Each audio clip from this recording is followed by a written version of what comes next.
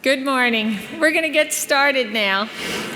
My name's Jerry Altmiller, and I just want to spend a couple minutes talking to you about our relationship with the Parkinson's Disease Foundation. I don't know if you noticed, but they're here with us today.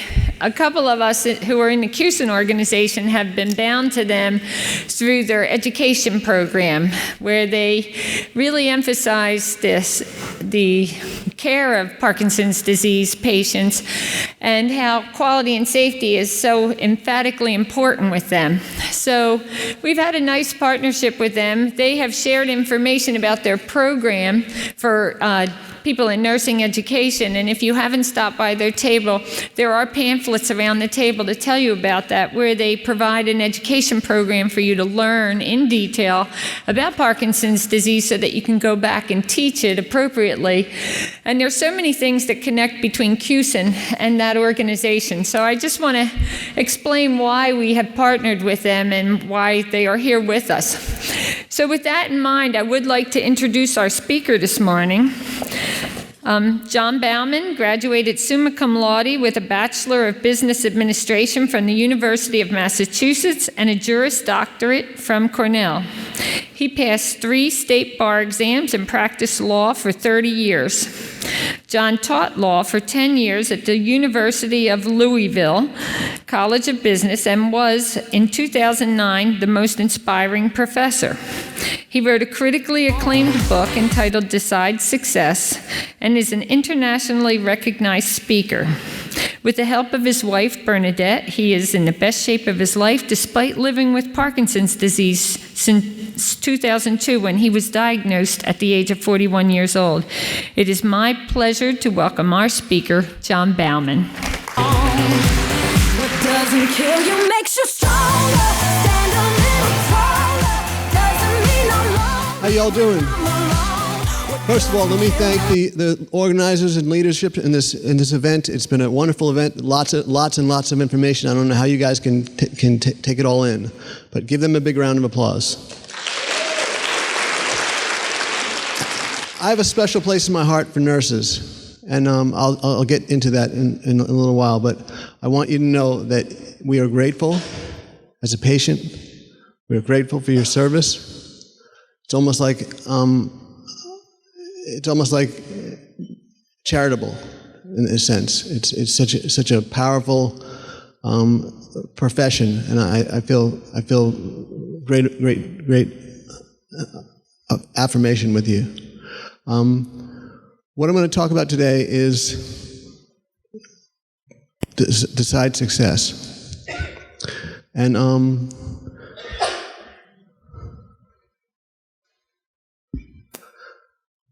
I was diagnosed with Parkinson's in 2002.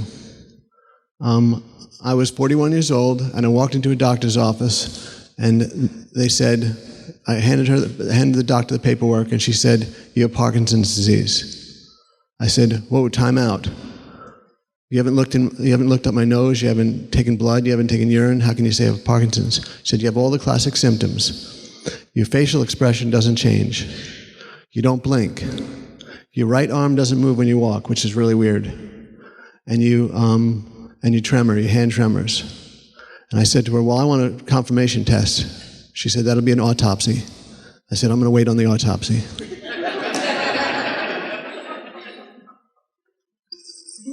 First things you need to communicate. What's interesting about I've had a lot of lessons learned. I've learned a lot of lessons from having Parkinson's. It's kind of a shame I didn't know it beforehand, and that's where you guys come in. You have to provide the information to Parkinson's people so that they can take advantage of the information before they experience it, and that's critical.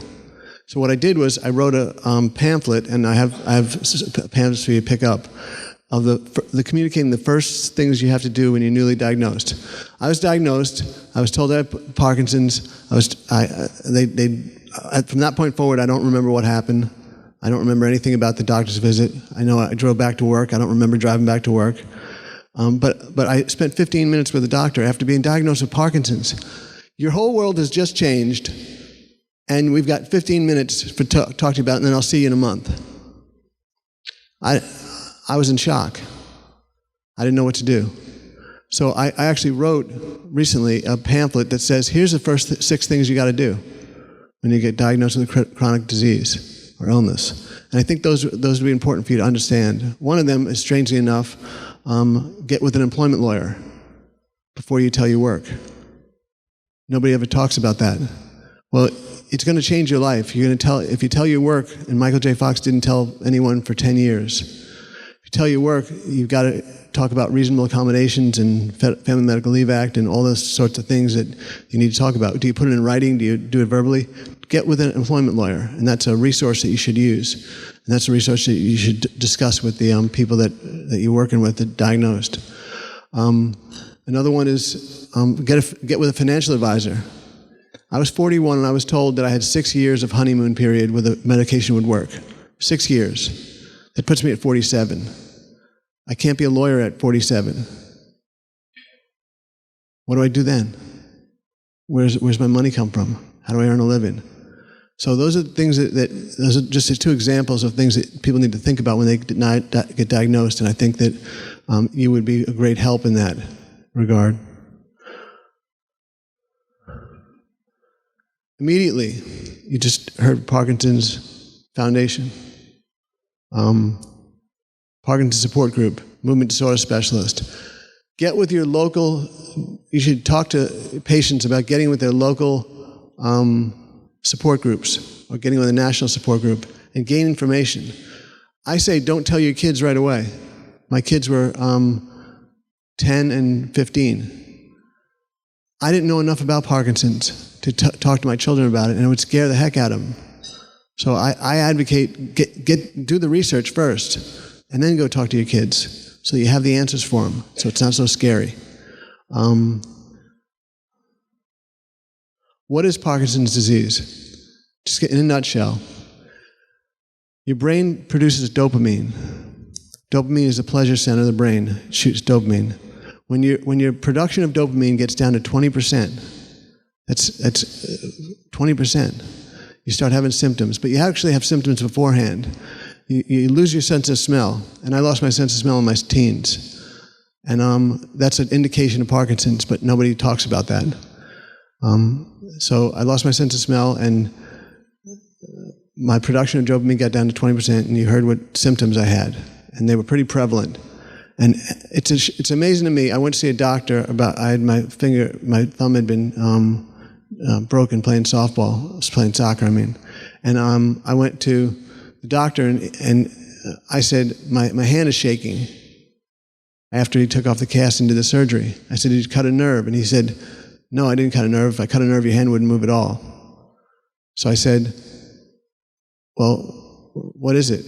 And he just didn't know. He didn't refer me to a neurologist. Now, that would have been the first thing that I think he should have done, was refer me to a neurologist. I ended up going to a neurologist 6 months later and found out I had Parkinson's. But that was a clear indication. Doctors outside of the neurology forum don't have the understanding that they should have about Parkinson's. And that's why we're here today, so that you can pass on this information. So Parkinson's is a weird disease. You go through an emotional roller coaster, and anytime you have a chronic illness or you're diagnosed with a chronic illness, you're going to go through an emotional roller coaster. What do you think this is?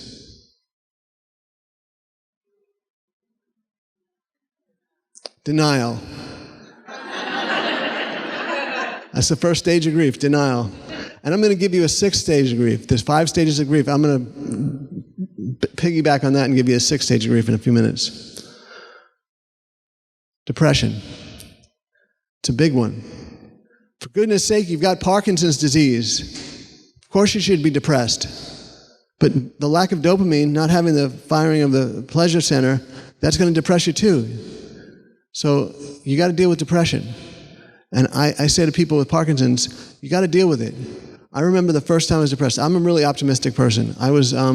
My brother hit me on the head with a rock when I was 8 years old, or 10 years old, and he was 8. And there was blood everywhere. I got 10 stitches. My brother tells the story it was 2, but it was 10. And we went home that night, and my sister had to go to bed. She was older than me, and my brother had to go to bed, and I didn't have to go to bed. And I was like, wow. And they brought out ice cream. They were checking to make sure I didn't have a concussion. And I said, this is the luckiest day of my life. I was hitting the head with a rock. I had 10 stitches. But that's the kind of an optimist I was, and I am. I remember the first time I had depression. I was driving my car, and I went into the deepest, darkest hole. I couldn't believe it. I didn't care if I lived or died. And I came out of it after about 20 minutes, and I said, oh my goodness, what was that? I hope I never go through that again. And about 2 weeks later, I went through it again. I said, well, I better get help for this. I can't do this on my own. So I got to a doctor, and I got the right prescription, and now I don't feel that those moments. But wow, for those of you that have felt depression and even suicidal, you know what I'm talking about. It's pretty powerful. It's pretty sad. What most people don't talk about is the non-motor symptoms. You know the motor symptoms. Your facial expression doesn't change. You don't blink. Your hand doesn't move. Your hand shakes. But non-motor symptoms are all the other things. The visual. I have to wear glasses now. And I have to go see a special ophthalmologist because when they move from far sight to near sight, it takes longer for my eyes to adjust because I have Parkinson's. I'm slower. I say it's like accelerated aging. I can talk to my parents about aches and pains because I'm pretty much an older person than my age. Because the symptoms I get, my legs get stiff, and I get all sorts of things happen that don't normally happen to someone who's 57. Self-esteem, self-worth, self-image. How many of you identify with your job or your profession? Imagine if that were taken away from you. It couldn't be a lawyer anymore. Couldn't be a nurse anymore. Couldn't be a professor anymore. That was taken away from me. And I had to find something new to do. Something new to provide purpose, to provide, to make my existence on earth worthwhile, make a difference. So I wrote a book. I actually submitted a chapter to a publisher, and they teamed me up with 6 other people, and we wrote a book called Roadmap to Success. And that was a good starting point. And then I wrote a chapter in another book called Courageous Stories of Inspiration, and that was fun. The first one was Deepak Chopra wrote an article too, a chapter, and the other one, Ann Gillian wrote a chapter. So that was kind of fun. Then I took the big plunge and I wrote my own book. All the while I was teaching at University of Louisville, which is funny because when I graduated from law school, my father came up to the dean. I told the dean, watch it. He's kind of a card. He's going to make a joke. And the dean said, well, I can handle him. So I went up to the dean, and he met my family, and my father said, the dean said, you must be very proud of your son today. And my father said, well, he's kind of the black sheep of the family. He's a lawyer. He said, he's graduating from one of the top 10 law schools in the nation. Well, my father said, well, I'm a teacher. I teach high school. My wife's a teacher. She teaches college. My daughter's a teacher. She teaches 5th grade. My other son's a teacher. He's kindergarten. John's a lawyer. So I had to go teach. It was in my blood. I had to go teach. I taught at University of Louisville just to fulfill the family mission. And everyone was proud of me then. They weren't proud of me when I became a lawyer, but they were proud of me when I became a teacher. But there's serious self-worth and self-image and self-confidence issues that come with being some person with Parkinson's or person with MS or cerebral palsy or whatever. And you need to recognize that because I was a little more tentative. I was very tenacious before, but now I'm a little more tentative. And then I became an inspirational speaker because I love speaking in front of people. It's what I love to do. I'm not an inspirational speaker with Parkinson's. I'm an inspirational speaker, period, who just so happens to have Parkinson's. I don't identify with Parkinson's. I have it. It's a part of my life, but I'm not going to let it define me as a person. I have short-term memory issues. I have rounded shoulders. I have irritability. My wife, Bernadette, will tell you I have irritability. And then impulse control is something that's really important to know. That some of the medication, and maybe Parkinson's, gives people impulse control. They gamble. And I know 2 people who have gambled away their life savings. They never gambled before they had Parkinson's. And I know people get sexual addicted and all sorts of things. You need to know those things, and you need to let people know beforehand about those things. What I say to the people in the audience, with people with Parkinson's, is, and you should say this to them too, what can you do about it? Because all you can do is what you can do. That's all you can do. You can't do any more than that. But it takes a plan. You need to come up with a plan.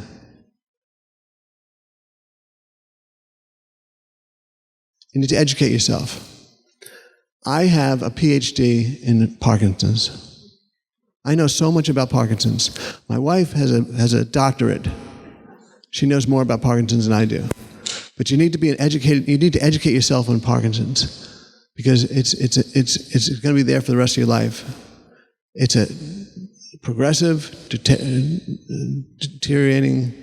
neurologic illness. And I'm not making fun of it when I do my speeches. I know it's horrific. I live with it. It's horrific. It's terrible. I wouldn't wish it on my worst enemy. But it is what it is. You got to educate yourself and form your team. You guys are all part of the team. Welcome to the team. Welcome to the Parkinson support team. This shows basically the rest of your team. Dermatologist.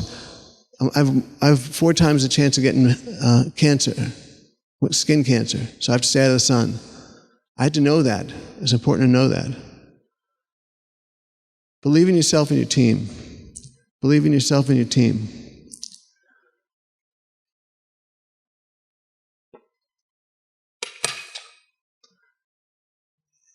You got to believe in yourself. Regain your shout. Remember when you were 10 years old and you got home and you walked in the door and you said, "I'm home." No one might be home. There might be no cars in the driveway. But you still announce your presence with authority. "I'm home." I don't know why we got beaten down by life or whatever, where we don't have that sort of attitude. Well, bring that back. Regain your shout. Regain your shout. You have things to say. People need to listen to what you have to say. You have opinions. You have ideas. This is Ted Williams. I don't know if anyone knows Ted Williams. Ted Williams was known as a pretty arrogant person. I call it self-confidence. People call it arrogance. He was asked when he was 65 years old how he would do against today's pitching in the major leagues. And he was the last 400 batting average batter, so he was an awesome hitter. And he said, "I'd hit about 220. It's about half of that." And I said, and this reporter said to him, "How can you're the greatest hitter of all time. How can you say the pitchers are that much better now than they were when you were playing?" He said, "Well, I'm 65 years old. How do you think I'd do?" He still thinks he could get 2 hits out of every 10 against pitchers today at 65. I know he's passed away, but at the time. That's some self-confidence. We know this guy. Talk about self-confidence. Call yourself the greatest. My daily action plan. I talk about in my book, Decide Success. This is the book that I authored myself. And I talk in my book about daily action plans. You got to break, once you envision, which is decide what the vision's going to be, and you assess what your strengths and weaknesses are, you need to come up with a daily action plan. And when I say daily, I mean daily. Do it every day. And the first thing you need to do is healthy food. That's kind of strange. Well, if you're gonna do the rest of the stuff, you got to have the right fuel in your body. You got to put the right fuel in your body. And I can talk at length about healthy food. But you need to improve your diet, improve your lifestyle. Exercise beyond my comfort zone. Some people with Parkinson's are in wheelchairs. They're not going to be able to exercise the same as I can. But I exercise beyond my comfort zone. When I go out there and exercise, I'm halfway through my boxing fitness, and I say, why am I doing this? Why am I killing myself? Well, I'm killing myself because I want to be the best possible shape for as long as possible. That's for my wife, for my family, for myself. That's what I want to be. Overhydrate. People don't drink enough water. So overhydrate. I always have a bottle of water in front of me, and I drink water a lot. Reclaim positive perspective. It's kind of a word I made up. Positive perspective. Reclaim positive perspective. stay engaged, stay mentally stimulated. That's what you're doing here today. And get enough rest. I can't say enough about rest. I love my naps. I feel powerful when I get up from a nap. I feel great. And so those are the basic things. Going back to the first one, healthy living. I gave up junk food, cold turkey. Gave up fast food. I haven't been in a fast food restaurant in 6 years. I gave up, I'm trying to go gluten-free. I'm trying to go dairy-free. I'm trying to cut back on my sugar. Those are just starting points. I don't drink Coke or Diet Coke. I don't drink anything but water. So that's a starting point. And you can pick any one of those and define your own customized plan. What I profess is you need three attributes. You need discipline. That's getting up and going. That's going to the gym. That's going, making sure you buy the right things at the grocery store. I don't have a choice to eating healthy. My wife will not bring anything in the house that's not healthy. So I don't have a choice. It's the only thing that's here. So I got to eat it. So discipline is showing up. Resilience. You're going to deal with a lot of obstacles. I have to be resilient enough to get through those obstacles. And perseverance. This is a picture of me doing kettlebells. Now the instructor, when I was doing kettlebells, said to my wife, "I don't think you can do it." Well, that's the right thing to say to me. Because I said, "Yeah, don't think I can't do it. I can do it." And I'm right in the middle. And I'm throwing those kettlebells just like everyone else. To bring it to a new level, change your lifestyle. The three qualities that I look for are intensity, tenacity, and inner strength. And I believe everyone has these qualities within themselves. They just have to tap into them. And whatever it is that you need to deal with, because it's not a question of whether you have an adverse life-changing event, it's how many. Let me say that again. It's not whether you have a life-changing event that's adverse, it's how many. We all deal with life-changing adversity. What differentiates one person from another is how they deal with it. Do they go in a fetal position in the bed and stay there all day with the shades drawn? Or do you get up and get going and get on with life? Move forward. That's what makes a difference. And that's what I say that you need to talk to your people about. This is the way I looked in 2010, 9 years into my Parkinson's. I was inflamed, I was bloated, I was 215 pounds, I had bad cholesterol, I was in awful shape. In 2012, I met my wife Bernadette, and I made the decision to get healthy. And like I said, she cooks me great foods, a lot of salads and stuff, but she also exercises. And she was doing this in my living room. She was doing Shaun T Insanity. Has anyone ever heard of Shaun T Insanity? It's insane. She's jumping over imaginary logs. One of the things that happens with Parkinson's is you hallucinate. I said, "Are you the one hallucinating or am I? I don't see a log there." But you jump over imaginary logs. And she'd do the Heisman maneuver. She hates football, but she'd do the Heisman maneuver. And it's a really intense workout. And I watched her the first 3 times she did it. And then I said, "I can do that." And I went and did it. And I didn't do it well, but I did it. And I said to her, and I came to her for this, and this is important to advocate to the care partners, don't force and don't nag your patient, the person you're caring for. You need to bring them to the point where they want to do it. So she set up an exercise program for me, and now I do spin bike, Peloton, or Peloton nuts. It's great. And I also do boxing fitness. And in Phoenix, I started a class with one person, me and the boxing instructor, and we have 50 people now that come to class twice a week. And people have said it's the most thing they look forward to each week. And I was also involved with Rocksteady Boxing, if you've ever heard of them. They're at Indianapolis, and it's a boxing class just for people with Parkinson's.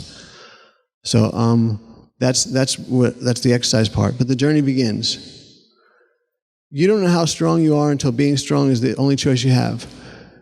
The interesting thing about what I'm talking about is it applies to everybody. Those 7 things that you need to do on a daily basis apply to everybody.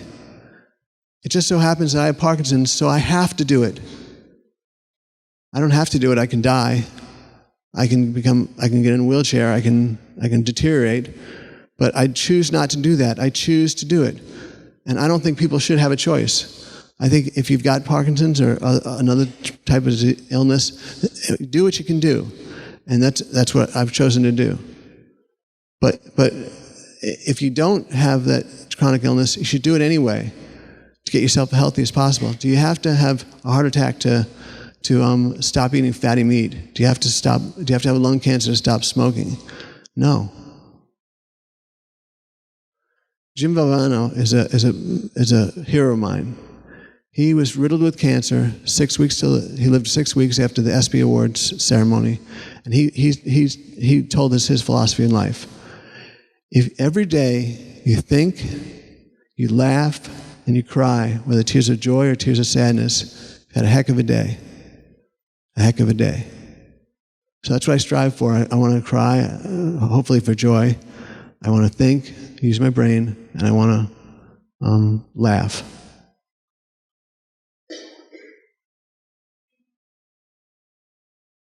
Okay. Jim, get off the stage. This is going to sound strange. Look for any positives about having Parkinson's. Positives about having Parkinson's. I mean, how can this guy on stage say that? Well, you got to look for there's a good side to everything. Maintain your sense of humor. I did not know before I had Parkinson's that I dressed like a Smurf. One of the trips we took was to New York City, and I walked by the Smurf, and Bernadette said, "You dress the same." So they took a picture. We were in Venice, Italy, on a bridge, and I got what's called dystonia. Never had it before. Parkinson's is always full of surprises. I got dystonia, which means my foot turned to its side, cramped, and the toes went in all different directions. I said, "What the heck is this?" It was so painful. So I sat on the curb, and it wasn't letting up. So I said to Bernadette, "What are we going to do?" And she took off my hat and held it upside down in my hand and said, "Earn some money while you're down there."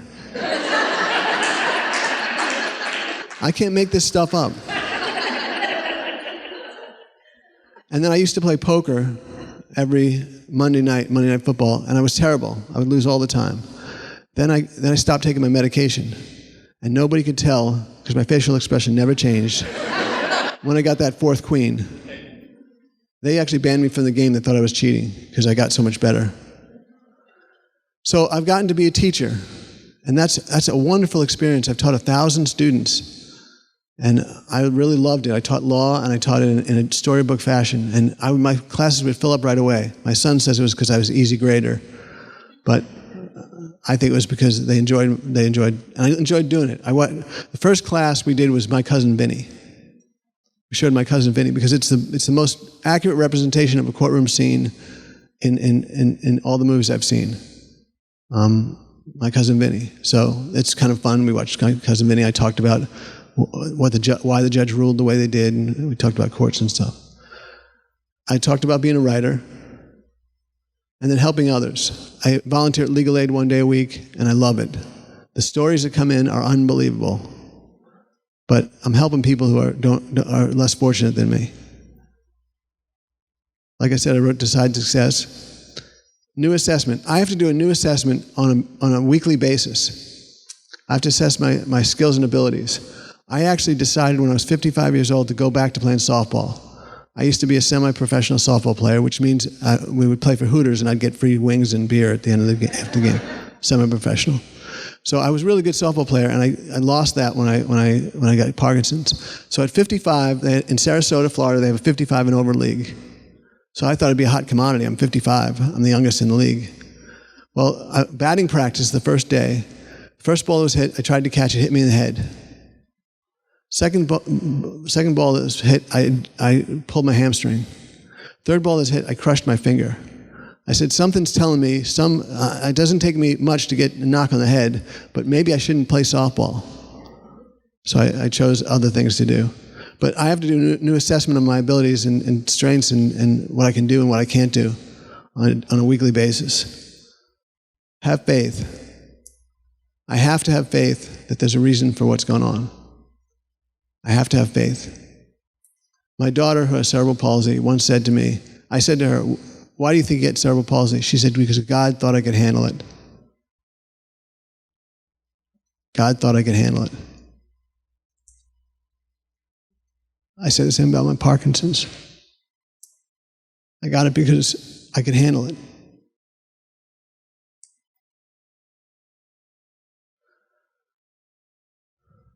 I have a new, besides JD and BBA, you guys are big on initials, I have a new workshop facilitator who just so happens to have Parkinson's. That's my new mantra. One of the things about having Parkinson's is interesting.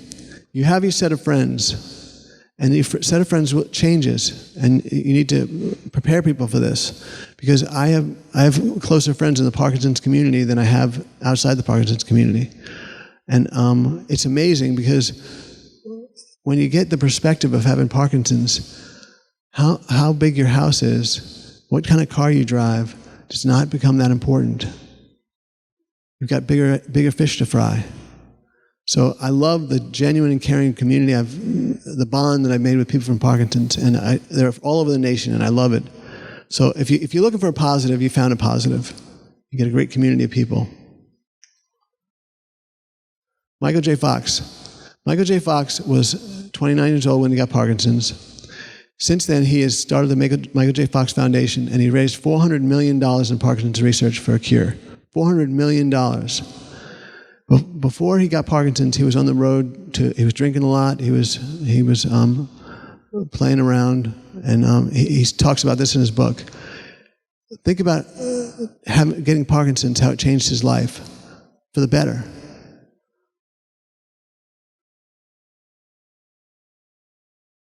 I want to talk about perspective. And this is a good way to show perspective. Movie Overboard, they just redid it. But Roddy McDowall, who was a famous actor, he chose the role of the butler in this movie. And I always wondered why one of the things about being intense is to continually question what is. And I said, why do I think he took that role? And it was because of one line he got to give. And I'll tell you what that line is. Goldie Hawn had been rich, and then she thought she was poor, and then she came back and she went back to the ship, she was rich again.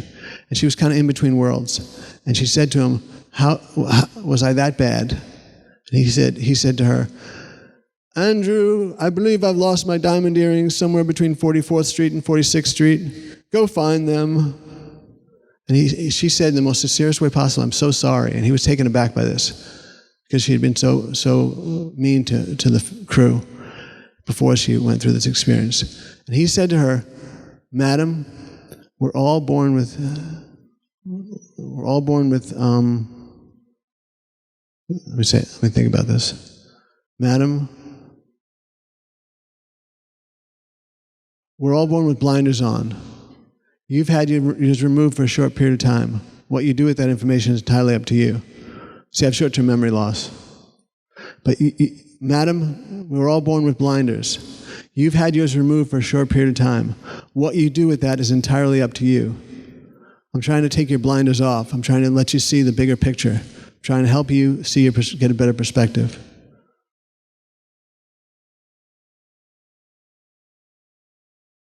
My son once said to me, what's the worst thing that ever happened to you?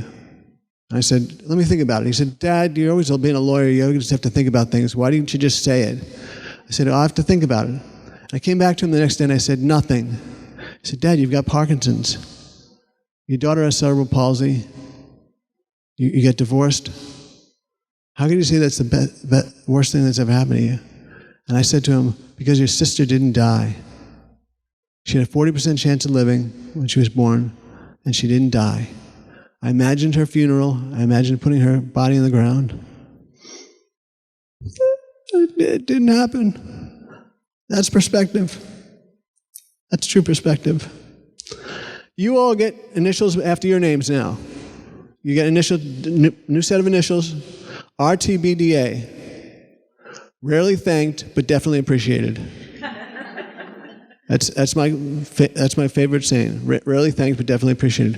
When I was diagnosed with Parkinson's, I did not say to the doctor, "Thank you very much, doctor. I appreciate you diagnosing me with Parkinson's." I was in shock. It wasn't the first thing on my mind to thank the guy. And this is a quote that I think helps people understand what matters in life and how to make a difference. Too often we underestimate the power of a touch, a smile, a kind word, a listening ear, an honest compliment, or the smallest act of caring, all of which have the potential to turn a life around. That's powerful. Be that touch, be that smile, be that kind word, be that listening ear, be that honest compliment, or that smallest act of caring. That's what you do. That's what you do. And I applaud you for it. Let me run through the takeaways. Regain your shout, remove your blinders, just keep moving forward. Embrace adversity. Let's talk about embracing adversity. 5 stages of grief: denial, anger, compromise, depression, and acceptance. Add a 6th one: embrace. It's one thing to accept whatever happened, whatever grief you went through, but it's another thing to embrace it. I believe I've embraced this. If you want to know an example of embracing, I've embraced my Parkinson's. I don't just accept it, I embrace it. I find the good in it. And you can find the good in anything that happens to you in life. Believe in yourself and your team, tap into your inner strength, discover new joys, live every moment, uncover your purpose. I truly believe that I'm exactly where I'm supposed to be. I'm supposed to be here right now, and you are supposed to be here right now. I'm supposed to be here. It's exactly where I'm supposed to be. I went to a Red Sox game in Tampa with my dad, and I don't know what came over me, but I put down my phone and I put down my drink when this next batter was up. And he hit a foul ball that was a line drive and going right for my father's head. And I reached out and blocked it with my hand. Hurt, but I blocked it. Had I not gotten Parkinson's, I would be in Louisville, Kentucky, General Counsel of Steel Technologies, and not have been there for him. I think I was exactly where I needed to be. I don't look back on my life and see any regrets. Everything happened for the best. Everything happened for a reason.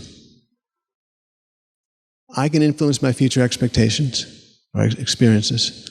I can influence my future experiences. So can you. Start today to bring hope back into your clients' lives, making a difference. We talk about making a difference. When I was a sophomore in college, I didn't have a great experience freshman year. I was at University of Massachusetts, and a lot of high school students went there from Massachusetts, and I was from New York, which is a natural conflict. But they seemed to be, they hung with their people from their high school, and I was kind of an outsider, and I never felt like an outsider before in my life. And I was kind of distraught by it, so I moved to a new dorm, start fresh. And it felt the same way. And I called my mom, I said, "Come pick me up, I'm dropping out of school after 2 days." I said, I don't want to do this, I don't want to, I feel like an outcast. And she said, "Give it one more day, 24 hours, just give me 24 hours. And I said, "Okay." I walked out of my door, and this guy came up to me and said, "My name is Bradshaw. I want to introduce you to the rest of the people from my high school, from Attleboro." And we became fast friends. I told him this story the day before he died. He was in hospice, and he said, "John, did I make a difference?"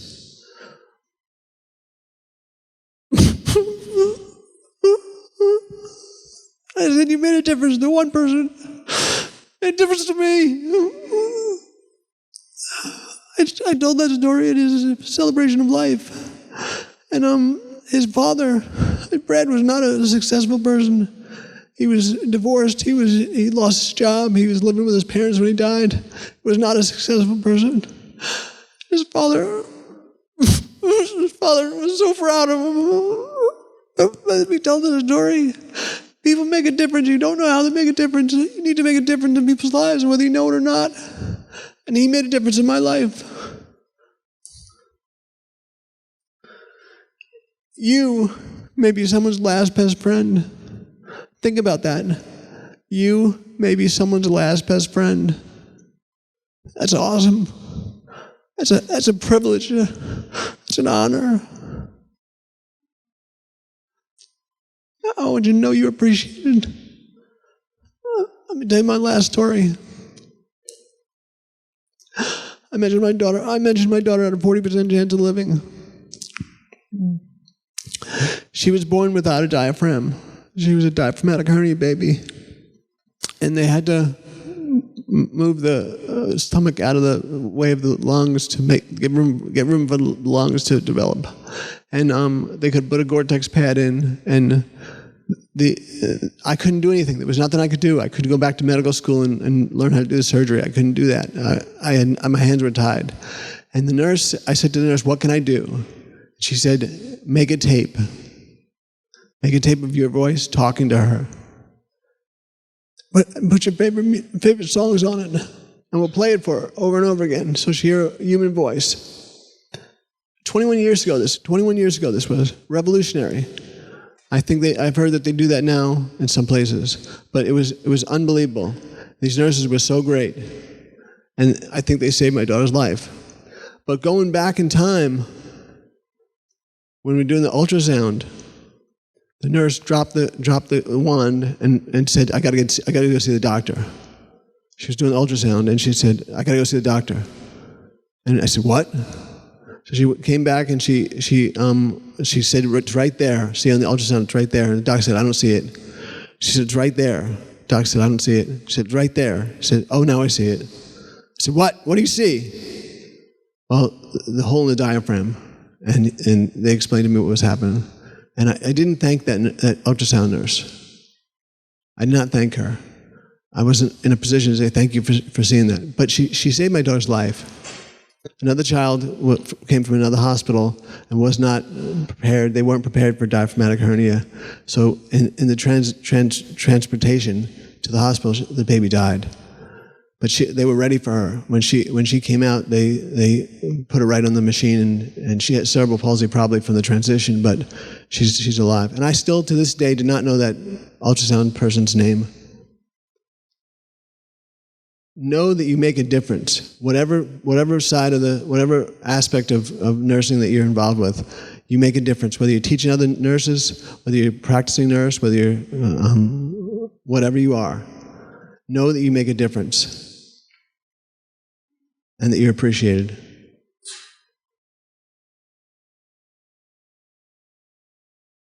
Thank you. You makes you stronger, stand a little taller. Doesn't mean I'm lonely when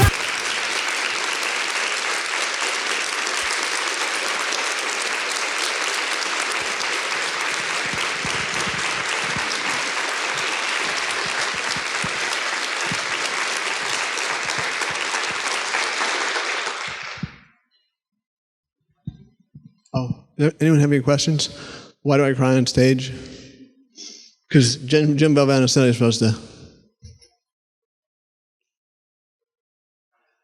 Anyone have any questions? So, from your perspective, and as we are all nurses, what could you give us as guidance for to ensure and work with you as a partner on ensuring the quality of care? Well, if you're a nurse and you're specific to Parkinson's, learn as much as you can about Parkinson's. So that, I mean, there's one thing to say, to take the doctor's place in prescribe medicine, because there's all sorts of medicines you can prescribe for Parkinson's. That's really the doctor's job, I think. Maybe I'm wrong, but I think so. What you as a nurse can do is all the other things. I don't think the doctor would have a problem if you said that there's some evidence-based information that nutrition is a factor.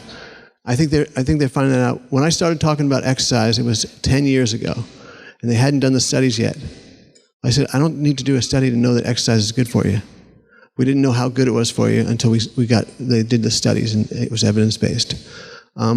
So to say exercise and is a no-brainer. To say, maybe you ought to look at your diet, what you're eating, what your lifestyle is. Are you getting enough rest? Are you drinking enough water?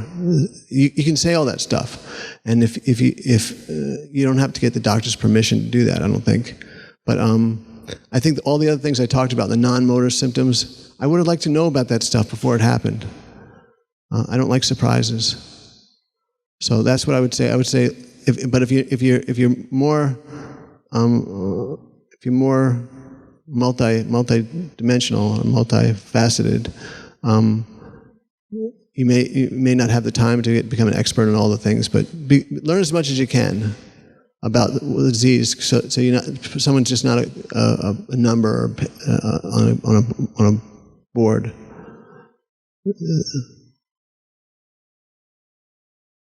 Anyone else?